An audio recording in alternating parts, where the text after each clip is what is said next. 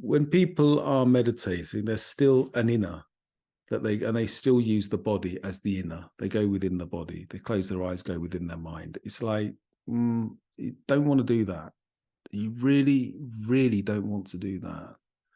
Instead, what you want is to just stop, and the awareness, and that awareness can actually rest in itself. And when it does, you drop. That's what happens. You go deeper than yourself, and you come to see that you are the self. Yeah, that's aware. So this is, and when this happens, it's completely spontaneous. That then the outer starts to resonate with the inner being the source of all experience. Here, one is starting to experience the oneness and the absorption, the experience.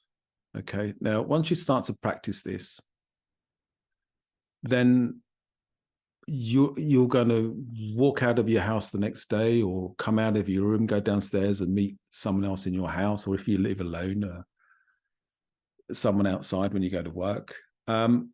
And they are going to stimulate you. And the biggest problem we have here today is people don't want to be stimulated.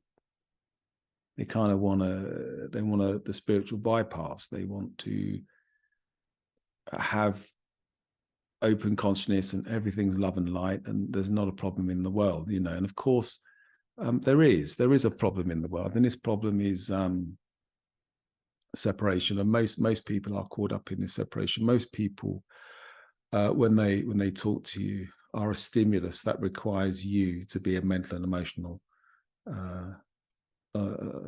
objectification of consciousness, you know, in response to a body, you see. And it's not really an intuitive method of living. That's a very reactive method of living, and a way of living that's defined by stimulus being outside of yourself, rather than within awareness being the very innermost essence, being the innermost one sort of rock of existence.